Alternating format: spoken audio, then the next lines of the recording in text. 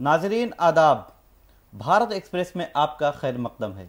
मैं हूं निसार अहमद खान। आज हम फिर बात कर रहे हैं इसराइल और फ़लस्तीन के दरमियान होने वाले जंग की, जो आज 19वें रोज़ में दाखिल हो चुका है। 19वें दिन कई ऐसी बातें सामने आई हैं जिसने इंसान को दहला कर रख दिया है, इंसान को अंदर से झंझोड़ दिया है। हम इन तमाम मौज़ूआत पर तफसीली बातचीत के लिए डॉक्टर खालिद रज़ा खान साहब, जो भारत एक्सप्रेस उर्दू के एडिटर हैं, आपका इस्तकबाल करते हैं।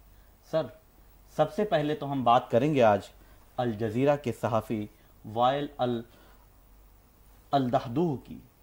उनके हौसले को सलाम पेश करेंगे, उनके जज्बे को सलाम पेश करते हैं, जो रिपोर्टिंग कर रहे हैं, टीवी चैनल में लाइव डिबेट में बैठे हुए हैं और उनकी फैमिली के 4 अफराद हलाक हो जाते हैं।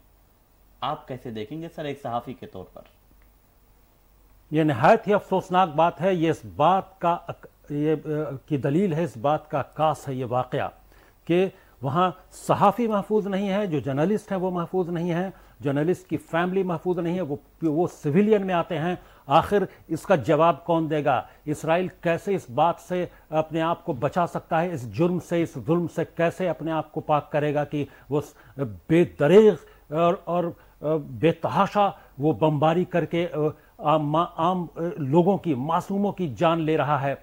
ये इस बात की दलील है, इस बात का ऐन सबूत है कि जिस तरह से वाइल अल दहदूह की फैमिली, एक दो नहीं, तमाम पूरी उनका पूरा ख़ानदान, जो उनकी पूरी फैमिली ख़त्म हो गई, उनकी अहलिया, उनका बेटा, उनकी बेटी, उनका पोता, तमाम लोग जो है इसराइल की बमबारी में ख़त्म हो गए। और वो ऐसे इलाके में जो नहायत ही महफूज समझा जा रहा था, वो जो शुमाली गज़ा है, वहाँ पहले तो वार्निंग आई, एक शॉर्ट वार्निंग के बाद फ़ौरन बमबारी शुरू कर दी गई कि जो सिविलियंस है वो इलाका खाली कर दें।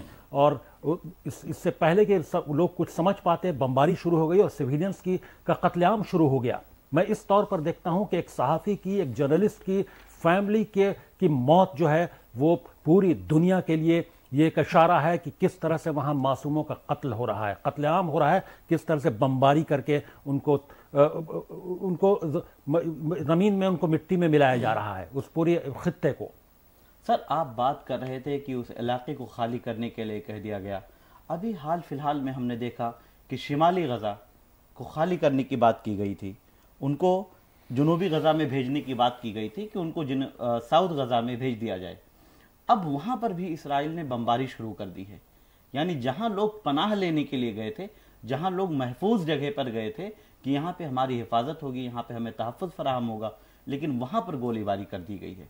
ये इंसानियत का सीधा सीधा कत्ल। साफ तौर पर यह नजर आ रहा है कि लोगों को तमाम तरफ से खदेड़ कर उनको यकजा करना है, तमाम जो फिलिस्तीनी हैं, जो आम शहरी हैं, उसके बाद उन पर बमबारी करनी है। ये साफ ये स्ट्रेटजी नज़र आ रही है कि जिस तरह से इलाके दर इलाके को खाली करने की वार्निंग आ रही है इसराइल की जानिब से, और उसके बाद जब सारे लोग इकट्ठा हो जा रहे हैं तो उन इलाकों में भी इस बहाने की सिविलियंस के दरमियान हमास के लोग मौजूद हैं, उन पर बमबारी की जा रही है और कत्लेआम वहाँ जारी है। पूरी दुनिया तमाशा देख रही है इस कत्लेआम का। लोग एनालिसिस कर रहे हैं। ये एनालिसिस का वक्त नहीं है, ये इसराइल को रोकने का वक्त है, ये अपनी ओपिनियन देने का वक्त नहीं है, ये इसराइल को रोकने का वक्त है। उसके हाथ को, जो जिस तरह से सिविलियंस के कत्लेआम से उसका हाथ खूनी हो चुका है, उस खूनी पंजे को रोकने की ज़रूरत है। ये वक्त की ज़रूरत है। लोग एनालिसिस ना करें, पीस एंड कॉन्फ्लिक्ट रेजोल्यूशन की बात की ज़रूरत नहीं, उस पर सेमिनार, सिंपोजियम और ओपिनियन की ज़रूरत नहीं है। वक्त है एक्शन का। पूरी दुनिया को इस वक्त एक्शन में आने की ज़रूरत है, ताकि वहाँ जो फ़िलिस्तीनी हैं, जो आम शहरी हैं, आम लोग हैं, सिविलियंस हैं, मासूम बच्चे हैं, उनको बचाया जा सके। और क्योंकि तकरीबन इन 19 दिनों में 3000 मासूम बच्चों की जान गई है और तकरीबन 50,000 से ज़्यादा जो औरतें हैं वो प्रेग्नेंट हैं, वो हामला हैं। कौन न उनको दवा मिल पा रही है, न मतलब तमाम तरह की क्राइसिस जो हो सकती है वो वहाँ पर मौजूद है, जो ह्यूमैनिटेरियन क्राइसिस हो सकती है। बिल्कुल। आपने सर बात की वहाँ की ख़वातीन की, तकरीबन 37,000 और 50,000 अफराद की बात आ रही है कि वो ख़वातीन जो हैं वो हामिला हैं और उनकी दवाओं के लिए उन्हें अस्पताल नहीं पहुँचाया जा पा रहा है। वो दर्द से परेशान हैं। بہت سی خواتین ہیں کہ جو آنے والے وقت میں ان کی مدت مکمل ہوگی، اس کے بارے میں ایک پوری رپورٹ سامنے آئی ہے. وہ میں رپورٹ آپ کے سامنے لے کے بیٹھا ہوا ہوں. اقوام متحدہ پاپولیشن فنڈ جو UNPF کے مطابق غزہ کی جنگ متاثرہ علاقے میں تقریباً 50,000 حاملہ خواتین ہیں، جن میں سے کئی مستقل جانچ اور علاج کی کمی سے متاثر ہیں. اس میں ان کو بتایا گیا ہے کہ کئی کو انسولین کی ضرورت ہے، ہارٹ کی بیماریوں سے پریشان ہیں اور اسپتال پہنچنے سے قاصر ہیں. سر، انسانیت ختم ہو گئی. وہی تو یو این کیا کر رہا ہے. یو این جیسا ادارہ، جب یو این جو سیکریٹری جنرل جب بولتے ہیں انٹونیو گوٹیرس، تو ان کی بات کو اسرائیل ایسے درکنار کرتا ہے جیسے یو این کا، اقوام متحدہ کا ایگزسٹنس ہی نہیں ہے اس سرزمین پر. وہ ایسے نظر انداز کرتا ہے، صرف نظر انداز ہی نہیں کرتا ہے، وہ دھمکی دیتا ہے کہ آپ کو ہم تسلیم نہیں کرتے ہیں، آپ کے لوگوں کو، آپ کو اور آپ کے جو آفیشلز ہیں، جو فنکشنریز ہیں، جو یو این او کے، ان کو آنے کی اجازت تک نہیں دیں گے، وہ ان کو ویزا تک نہیں دیں گے. اس بات کا کھلم کھلا اعلان کر چکا ہے. دس از ہائی ٹائم کہ اب امریکہ کو کم سے کم یہ سوچنا چاہیے کہ جس یو این پر، نیو یارک میں یو این موجود ہے، جس یو این کی بنیاد پر دنیا کے مختلف علاقوں میں وہ کارروائی کرتا ہے، جس یو این ریزولوشن کی بنیاد پر وہ مختلف طرح کے اقدامات کرتا ہے، کئی ممالک کے خلاف اقدامات کرتا ہے، کئی کی حمایت میں کھڑا ہوتا ہے، اور یو این میں تقریباً جو 25% جو اخراجات ہیں یو این کے، وہ امریکہ اس کو اٹھاتا ہے. ان اخراجات میں سے 25% امریکہ دیتا ہے. تو ان سب کے باوجود کیا امریکہ کی یہ ذمہ داری نہیں ہے کہ وہ اسرائیل کی کو تنبیہ کرے اور اسرائیل کو وارن کرے کہ اس طرح سے یو این او کو ارریلیونٹ بنانے کی اس نے جو بیوقوفی کیسے کی، یو این کو اس طرح سے چیلنج کرنے کی، اس کو نکارنے کی اس نے کیسے کوشش کی. یہ اس احمقانہ کارروائی کے لیے، اسرائیل کی اس احمقانہ قدم کے لیے یہ سب سے بڑی ذمہ داری امریکہ کی ہوتی ہے کہ وہ اس کو وارن کرے اور اس کو کریکٹ کرنے کے لیے اس پر دباؤ ڈالے کہ یو این کی ریزولوشنز کو، یو این کی باتوں کو اسے تسلیم کرنا ہوگا. اب سر بات کر رہے ہیں امریکہ کی. ابھی آپ نے ذکر کیا کہ یہ امریکہ کو قدم اٹھانا چاہیے. امریکہ کا سر جو پورا رویہ رہا ہے اس 19 دنوں میں ہم دیکھ رہے ہیں. ابھی خاص طور پر ابھی کل کا معاملہ ہے کہ جو ایک اقوام متحدہ سلامتی کونسل میں جو ایک ریزولوشن لایا گیا امریکہ کی طرف سے، اس میں اس کا صاف طور پر کہنا ہے کہ جنگ بندی کی کوئی ضرورت نہیں ہے. ہاں، فوری طور پر، جز وقتی طور پر جنگ بندی روکی جا سکتی ہے تاکہ وہاں پر جو امدادی جز وقتی حملہ روکنے کی بات اس نے کی ہے کہ جز وقتی ٹیمپروری فار سم آورز وہ حملہ روک کے انسانی جو ضرورتیں ہیں، جو ہیومینیٹیرین ایڈ ہے، اس کو، وہ جو کوریڈور ہے، جو کون سا کوریڈور ہے وہ جس کے رفح بارڈر، جس کے ذریعے وہ جا رہا ہے ہیومینیٹیرین ایڈ، وہاں سے ایڈ پہنچایا جا سکتا ہے. اس کے لیے ایک ٹیمپروری حملہ روکنے کی بات کی ہے اس نے سیز فائر کی قطعی بات نہیں کی. اس نے سیز فائر کا اپوز کیا ہے، جنگ بندی کی مخالفت کی ہے اس نے. تو ایسے میں یہ سمجھا جا سکتا ہے کہ جس کو ذمہ داری نبھانی چاہیے وہ پشت پناہی کر رہا ہے. قتل عام کرنے والے لوگوں کی پشت پناہی ہو رہی ہے یہ، اور جو مغربی طاقتیں پشت پناہی کر رہی ہیں. یہ قابل افسوس بات ہے. یہ پوری انسانیت کے لیے درس ہے کہ وہ مغرب کے بارے میں کیا سوچتے ہیں، کیا شبیہ بناتے ہیں. یہ پوری دنیا دیکھ رہی ہے. اس کے دوررس نتائج ہوں گے. جی، آپ امریکہ کے تعلق سے ہم بات کر رہے ہیں سر. امریکی صدر جو بائیڈن نے آج ایک نیا شگوفہ چھوڑ دیا ہے، کیونکہ ان کے پاس کوئی ثبوت نہیں ہے. انہوں نے خود اپنی بات میں کہا ہے کہ اسرائیل پر جو حماس نے حملہ کیا ہے وہ ہندوستان کا جو ڈریم پروجیکٹ تھا اس کو روکنے کے لیے تھا. یعنی G20 کے درمیان جو ایک اہم فیصلہ اور بڑا فیصلہ کیا گیا تھا کہ یورپ اکنامک کوریڈور کی بات کی گئی تھی، اس کو متعلق انہوں نے بات کہی ہے اور کہا ہے کہ اس پروجیکٹ کو روکنے کے لیے یہ حملہ تھا. اب یہ تو قیاس آرائی ہے. یہ انہوں نے یہ کہہ دیا ہے کہ ان کے پاس اس کے کوئی ثبوت نہیں ہے. یہ حالات کو دیکھ کر وہ یہ اندازہ لگا رہے ہیں. یہ ان کی ذاتی رائے ہے، یہ ان کا اوپینین ہے.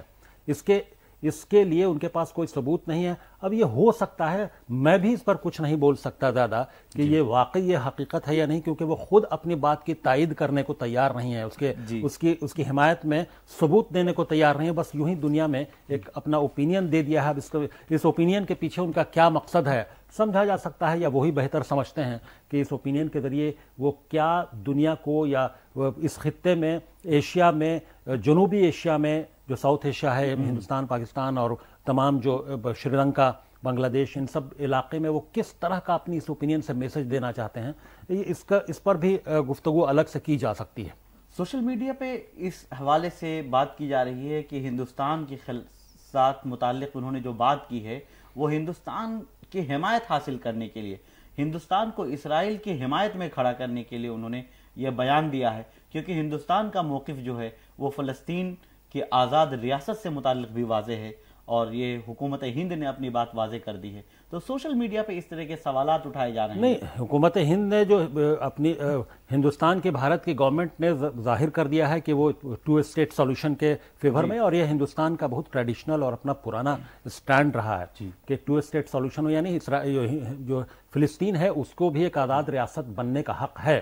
یہ بات تو امریکہ بھی کرتا ہے جی، یہ امریکہ اس سے الگ تو ہے نہیں، وہ بھی 2 اسٹیٹ سولوشنز کی بات کرتا ہے، لیکن 2 اسٹیٹ سولوشنز کو پچھلے ہم اگر یا تو 75 سال سے کہیں یا اگر 1967 کے بعد سے بھی کہیں تو 52-53 سال ہو چکے، 56 سال وہ لگاتار اس بات کو جس کو کہتے ہیں ڈلی ڈیلنگ بہانے کے تحت اس کو ٹالا جا رہا ہے۔